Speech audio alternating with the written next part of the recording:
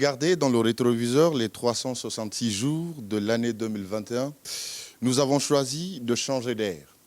L'hôtel Majesty, en plein cœur de Kaloum, centre de business de Conakry, sert de décor à un numéro spécial de votre émission Week-end Politique sur Espace TV.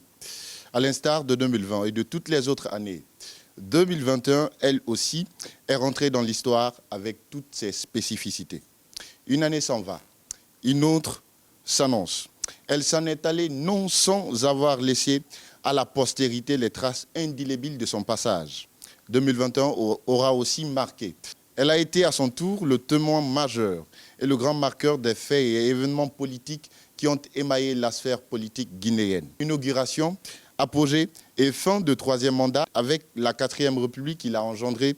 C'est donc la fin de 12 mois de contradiction, de privation de liberté, de constat, de combat ardu, je voulais dire, et bien sûr de coup d'État.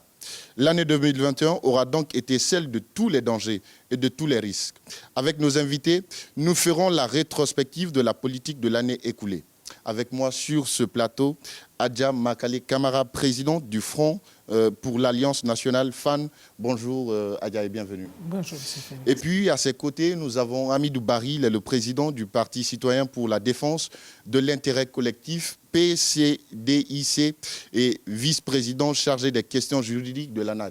Bonjour, Monsieur le Président. Bonjour. Bienvenue. Merci. Et puis, nous avons l'honorable Souleymane Douno Keïta, ancien député de l'Assemblée nationale, membre du bureau politique du RPG Arc-en-Ciel. Bonjour, honorable. Bonjour. Bienvenue. Merci. Voilà, après, nous avons Dr Ousmane Kaba, président du PADES, président de la coalition pour le progrès et la démocratie, COPED. Bonjour, Président. Bonjour. Bienvenue.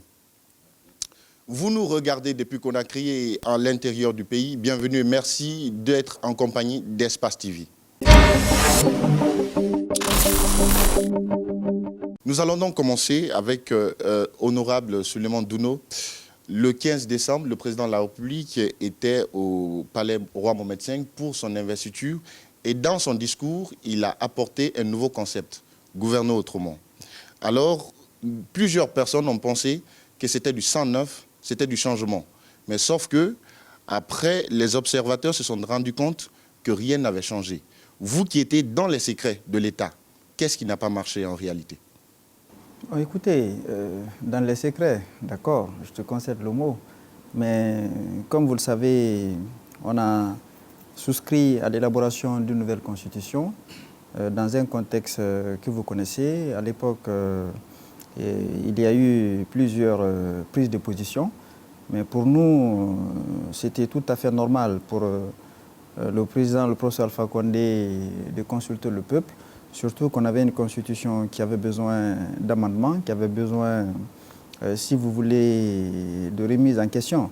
Quand on sait que celle qui existait n'avait pas été élaborée et adoptée dans la voie qui sied en la matière. Donc nous sommes allés à ce référendum qui a consacré l'avènement de la 4e République. Maintenant, après, comme vous l'avez dit, le 15 décembre dernier, le professeur Alpha Condé a prêté serment donc, pour entamer ce nouveau mandat sous le slogan du gouverner autrement. Ça voudrait dire simplement qu'on s'inscrivait dans une démarche qui consistait, n'est-ce pas, à dépasser les erreurs, puisqu'il y a toujours des écueils dans une gestion comme ça. Donc pour nous, c'était un départ nouveau qui nous amenait à nous débarrasser de tout ce qui n'a pas marché et d'optimiser davantage cette volonté qui a toujours animé le RPG Arc-en-Ciel et l'ensemble de ses alliés pour faire en sorte que les Guinéens puissent davantage profiter, n'est-ce pas, de tous les atouts qu'ils ont au plan naturel, au plan richesse du sol, du sous-sol, mais aussi valoriser davantage le capital humain, surtout en investissant sur les jeunes qui, avec en tout cas le professeur Alpha Condé, ont occupé toute la place qui leur devait, n'est-ce pas, sur l'échiquier politique national. Le professeur Alpha Condé a travaillé pour l'émergence des jeunes. Bon, mais encore une fois, ce concept de gouverner autrement s'inscrivait dans tout cet objectif pour que, effectivement, on ait une gouvernance plus vertueuse avec à la clé, si vous voulez, l'amélioration des conditions de vie, l'emploi des jeunes, l'autonomisation des femmes, le développement beaucoup plus accru du secteur agricole. Voilà un peu tout ce qui était le contenu de ce concept. Bon, maintenant, vous pouvez penser qu'on a reconduit les mêmes gens, mais tout s'inscrit dans un processus. Dans un processus. Donc, on sortait d'une élection, il fallait essayer de prendre le temps, parce que entre le 15 décembre et le 5 septembre, il ne s'est écoulé pratiquement qu'un an. Donc, alors qu'on était parti sur un mandat de 6 ans, donc rien n'était perdu dans le cadre de donner le contenu véritable à ce concept. Alors, Dr Ousmane, vous étiez au sein du FNDC, vous avez lutté durement, je voulais dire, non seulement contre le changement de la Constitution, mais aussi contre toute autre forme d'élection, parce que l'élection devait se faire sur la base de la nouvelle Constitution qui devait être soumise à un référendum. Mais sauf que, on vous a vu, après les élections présidentielles, vous qui avez tant combattu, on vous a vu le 15 décembre auprès du président de la République à son investiture. Est-ce pour dire que le combat, vous avez échoué au combat, vous n'aviez plus de choix que d'adhérer à la politique du président Alpha Condé? Vous vous trompez complètement. En fait, ce qui est sûr, c'est le combat que nous avons mené contre le troisième mandat dans le cadre du FNDC. Mais rappelez-vous, moi j'ai mené ce combat bien avant d'ailleurs le FNDC, puisque j'ai été le premier député à quitter l'Assemblée nationale au terme de mon mandat. Et j'ai voulu dire à tout le monde de quitter l'Assemblée parce que c'était déjà en 2018. À la fin du mandat, vous quittez. Malheureusement, les autres opposants ne m'ont pas suivi à l'époque. Et voilà ce qui s'est passé. C'était prévisible. Et lorsque nous avons fait ce combat contre les FNDC, je suis descendu dans la rue, nous avons pris beaucoup de gaz lacrymogènes et tout ça, parce qu'on croyait à ce que l'on faisait. Et nous avions raison.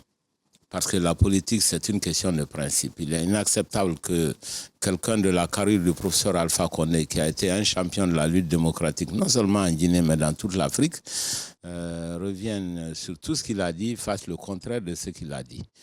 Voilà pourquoi on ne pouvait pas le suivre. Et je veux vraiment que la nouvelle génération des Guinéens, qu'on aille sur des principes. C'est très, très important. Et qu'en politique, éviter la fidélité à un homme, ça ne veut rien dire. Il faut être fidèle à son pays et à un certain nombre de principes et à l'idéal de vos partis politiques. Voilà. Voilà, docteur, on vous a vu au sein du FNDC lutter non seulement contre le troisième mandat, mais également le changement de la Constitution. Mais sauf que, à notre grande surprise, le 15 décembre, on vous a vu auprès du président de la République lors de son investiture. Est-ce pour dire que le combat du FNDC n'a pas abouti, donc vous ne pouvez qu'adhérer à la politique désormais du président de la République? Non, ce n'est pas exact.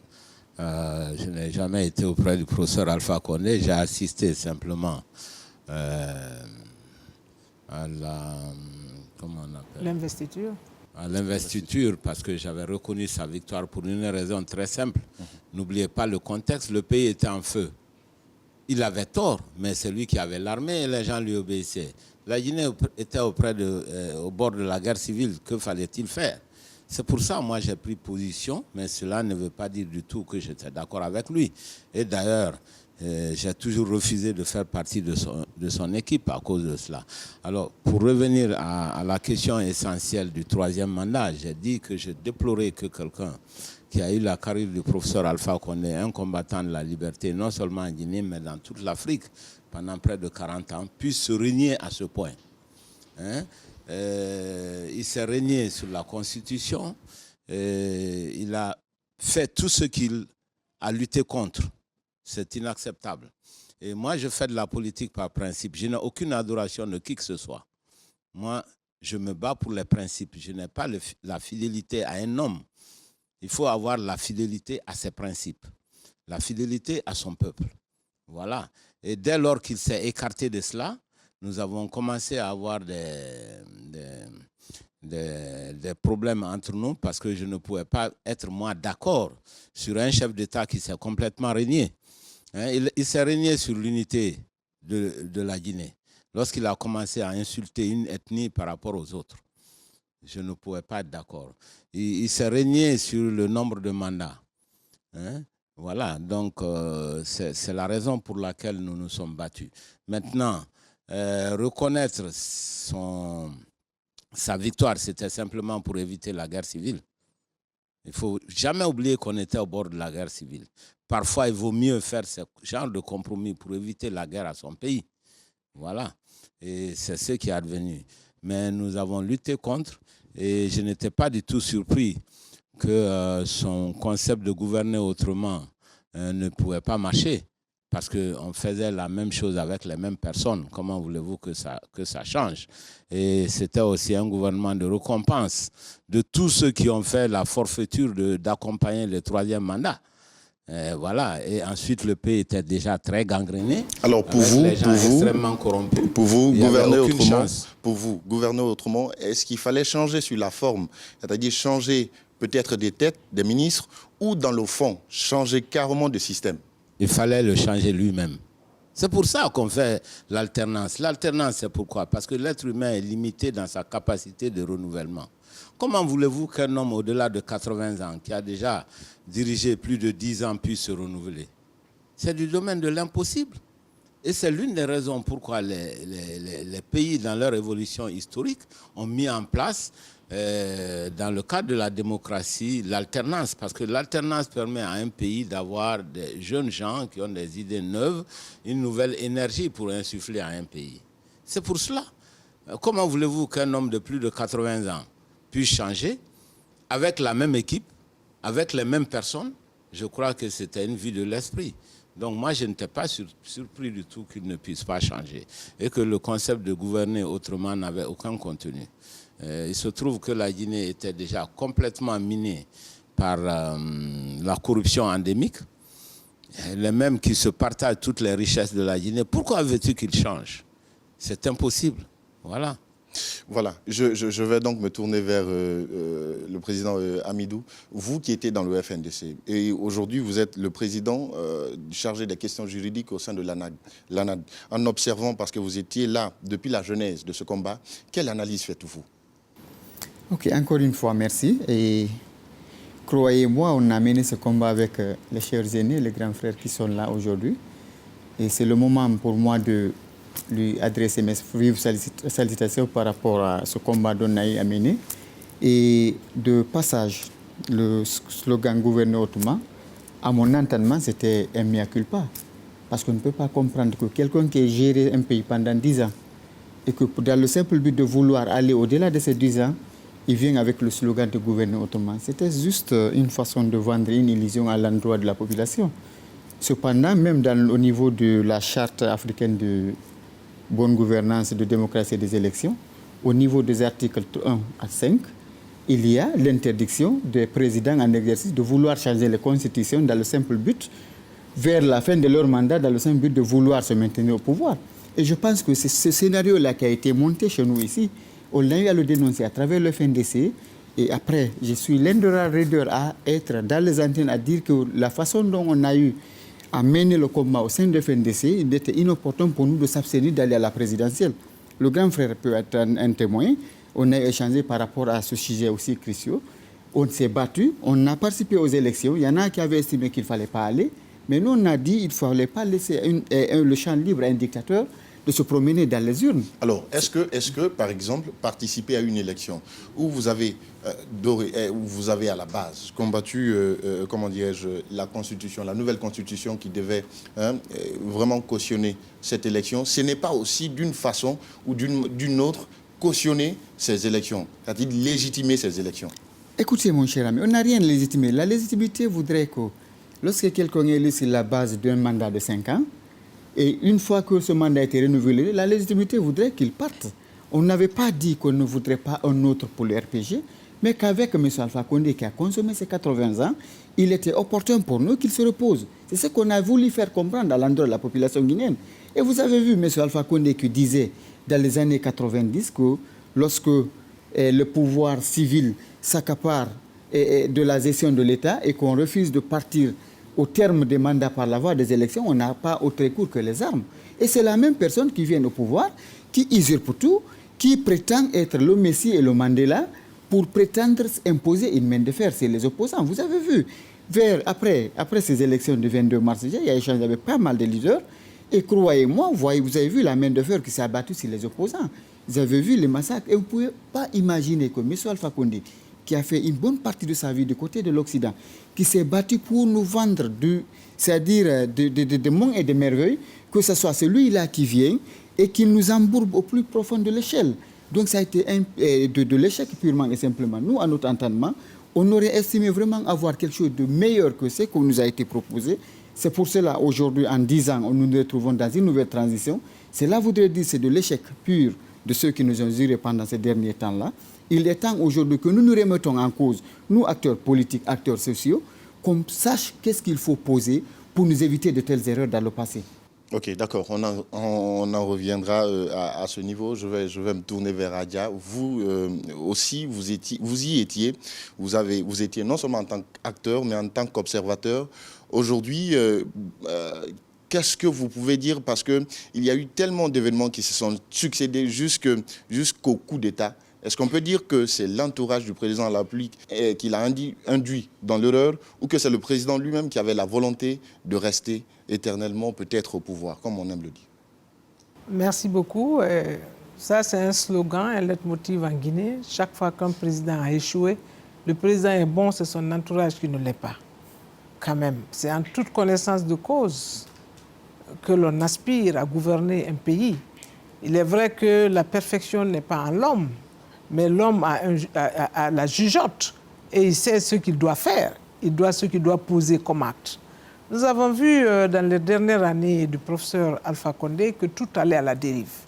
Je ne sais pas si ce sont les hommes qui l'entouraient qui l'amenaient là, je ne sais pas si c'est l'âge qui l'amenait là, mais tous ceux qui l'ont connu à la FIANF déjà dans ses jeunes années, tous ceux qui l'ont connu avec ses écrits et sa volonté pour que la Guinée s'en sorte, se posaient des questions. Nous lisions déjà avec tous ses amis qui lui donnaient des conseils et qui n'acceptaient plus. Le professeur Alpha Condé a fini par se séparer de ses anciens amis d'enfance, de ses anciens amis à la FIANF pour le 3e mandat.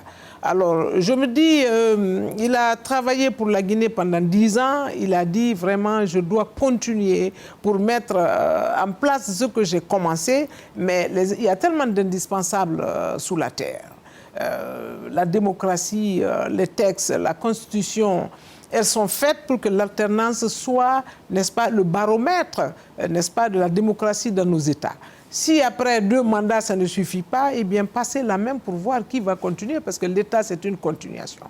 Il est vrai que nous étions à l'investiture du président Alpha Condé, parce que qu'avons-nous entre les mains, qui pouvions-nous, quand nous savons que la Cour constitutionnelle, qui est le dernier recours en matière électorale, avait fini de trancher, il ne restait plus qu'aux Guinéens que d'être devant le fait accompli. Mais le fait seulement que cette constitution qui a été proposée au référendum n'ait pas été le même qui a été publié dans le journal officiel, en tant que juriste, ça m'insupporte et je crois que c'est un déni de justice cela. On ne peut faire ça que dans notre Guinée. Nulle part ailleurs ne peut se permettre de le faire, parce que si vous permettez de transgresser comme ça la loi et surtout de dévier la voix du peuple, parce que la démocratie, c'est la voix du peuple. Les votes, le référendum, c'est la voix du peuple, c'est le peuple qui est souverain dans une démocratie. Comment dévier la voix du peuple? Tout simplement, il faut se le permettre en Guinée, mais nulle part ailleurs, vous passerez devant le tribunal pour que vous puissiez vous expliquer. Donc, il y a des choses qui se sont passées dans ce pays qui étaient devenues inadmissibles, sans compter que l'opposition était bâillonnée, embastillée, qu'il leur était refusé simplement le simple droit d'expression ou le simple droit de mouvement. Ce n'était plus acceptable par personne dans ce pays. Et c'est pourquoi, quand ça a dérapé le 5 septembre, tous les Guinéens ont dit « Dieu merci, nous respirons ». Nous allons en venir, mais aujourd'hui, on parle peut-être de l'échec du RPG Arc-en-Ciel, mais vous ne pensez pas que c'est le fait peut-être que l'opposition qui était en face n'a pas pu parler d'une seule voix, que le RPG a eu beaucoup plus de pouvoir, beaucoup plus de force à pouvoir non seulement changer la Constitution, mais aussi à faire un autre mandat de plus? Nous avons vu les forces de répression, nous avons vu les forces armées et de défense en mouvement dans ce pays. L'opposition, quand même, à travers le FNDC, a pu se rassembler avec la société civile. Qu'est-ce qu'ils n'ont pas fait? Combien de morts il n'y a pas eu? Il fallait au moins préserver nos enfants, ne pas continuer à les tuer impunément. Puisqu'ils ont tout essayé, ils n'ont réussi à rien faire. Le pouvoir était devenu trop fort, le pouvoir était devenu trop dictatorial, le pouvoir était devenu trop incontrôlable. Et je suis étonné et sidéré qu'au lendemain des élections, malgré tout ce qui s'est passé, moi, en tant que candidat gazifié, tout ce que vous voulez, que le président Alpha Condé soit sorti le jour de la proclamation des résultats pour dire celui qui sort sa tête, sa queue, on la coupe. Là, j'étais là à me dire, mais à qui on a affaire? Parce que on dit le père de la nation. Quand vous êtes passé dans une élection telle que ça s'est passé, le lendemain, si c'était moi, j'aurais dit, peuple de Guinée, veuillez me pardonner tout ce qui s'est passé. Pardonnons-nous, allons de l'avant. Il fallait mettre la balle à terre. Il fallait caresser les gens dans le sens du poil, mais il ne fallait pas continuer à les menacer. Voilà, en observant l'actualité politique, Dr Ousmane Kaba, on s'aperçoit que ça part en crescendo. D'abord, c'était la lutte pour le changement de la Constitution. La Constitution avait été changée, et puis il y a eu une assemblée monocolore qui a été mise en place, dominée carrément par le RPG Arc-en-Ciel. Et puis, il y a eu un troisième mandat. Maintenant, on est rentré en 2021 avec beaucoup de difficultés, notamment des difficultés économiques. Est-ce que pourrait-on dire que ce sont peut-être ces difficultés économiques, parce qu'on a vu dans la loi rectificative des finances de l'Assemblée nationale, le budget de la présidence avait augmenté, mais également le budget de l'Assemblée avait augmenté. Pendant ce temps, la population se plaignait qu'il n'y avait rien. Est-ce que par moment, vous avez compris cette façon de conduire le pays du régime qui était en place? Non, c'est pour ça que j'ai dit que le gouverner autrement, c'était la catastrophe. Parce que Madame a bien indiqué, lorsqu'on sort d'une élection contestée, on tend la main à l'opposition, on pacifie le pays. Mais lui, il est sorti d'une élection très contestée où personnellement j'ai été triché. Hein. Moi, j'ai vécu ça. C'est plus facile d'en parler, mais pour des gens comme nous qui avons vécu en tant qu'hommes politiques dans notre chair, les tricheries et le hold-up électoral, c'est très difficile. Alors, quand on sort de ça, au lieu de rassembler les Guinéens, il était devenu de plus en plus haineux. Il s'est mis à embastiller tout le monde, comme elle l'a dit, à empêcher les gens de voyager, et à fermer les frontières pendant plus d'1 an. Ce n'était plus pour les élections, c'était une punition de la Guinée et de toute l'Afrique de l'Ouest, avec ce que cela comporte comme dérapage, etc. Et donc on était arrivé au mur. Sur le plan économique, j'avais dit tout de suite, la corruption avait atteint un seuil intolérable, où l'État ne pouvait plus investir, où les ministres et les directeurs se partageaient carrément le budget. Et le dernier budget dont vous faites allusion en fait foi, où vous avez des rubriques où on se donne 100 milliards, 150 milliards, 200 milliards, qui ne sont même pas justifiés. C'est absolument dingue. On a vu ici dans ce pays des directeurs qui construisaient 50, 70 villas et le chef de l'État présent pour inaugurer ces villas. C'est extraordinaire ce qu'on a vu en Guinée. Alors, la corruption atteint un niveau où il n'était plus possible de faire fonctionner l'État, tout simplement. Voilà. Donc, moi, je n'étais pas du tout étonné, parce que les gens avaient perdu complètement les pieds. Ils n'avaient plus les pieds sur terre. Ils étaient dans une autre dimension, hein, pendant que le peuple croupissait. Et ce qu'il faut dire, à la fin du mandat du professeur Alpha Condé, la Guinée était dans les 12 pays les plus pauvres de la Terre. Voilà. Et ça, c'est les statistiques des Nations Unies. L'IDH du PNUD a montré que la Guinée fait partie des 12 pays les plus misérables malgré toutes nos richesses. Et malgré l'exploitation à outrance des ressources minières par le professeur Alpha Condé. Donc ça n'a pas du tout sauvé la Guinée. Hein? Alors qu'on ne me parle pas de taux de croissance bauxitique, je l'ai expliqué plusieurs fois. La bauxite qui est exportée n'appartient même pas à la Guinée. Donc, alors que le taux de croissance est calculer sur cela. Ça, c'est ce qu'on appelle le produit intérieur brut. C'est la richesse fabriquée dans le pays. Mais cette richesse n'appartient pas aux Guinéens du tout. Alors, ça appartient aux compagnies qui les ont exportées. Voilà, c'est pour ça. Pour résumer, ça n'a pas d'impact sur le niveau de vie des Guinéens. Honorable, vous qui avez été à la gestion du pays pendant 11 années, quel bilan pouvons-nous faire de la gestion du professeur Alpha Condé? Mais, écoutez, lorsque vous faites une analyse objective de la situation, on ne peut pas dire que le bilan est négatif. Il est arrivé des choses au dernier moment dont on peut critiquer par endroits, mais la Guinée de 2010 est très loin de ce que la Guinée était en 2020. Le bilan, il est là parce que le professeur Alpha Condé est arrivé, il a trouvé un pays complètement désarticulé, c'est clair, sur tous les plans. C'était un pays qui était en déconfiture, il n'y a pas d'argent, il y avait pratiquement rien, on sortait d'un régime militaire. Aujourd'hui on parle de corruption, mais je crois que après la mort du général Lansana Conté, il y a un audit qui a été commandité par le CNDD, je crois à l'époque, docteur Kaba fait partie. Il connaît un peu la situation économique du pays à cette époque-là. Et quand le professeur Alpha Condé est arrivé, effectivement, il y a eu des efforts. Aujourd'hui, je ne peux pas faire un inventaire exhaustif. Mais ce qui reste évident, on a réussi à stabiliser le pays, mais on a réussi également à faire de grands travaux au niveau des infrastructures, ne serait-ce que sur le plan énergétique. La Guinée a beaucoup évolué. Aujourd'hui, l'électricité n'est plus une denrée rare en Guinée.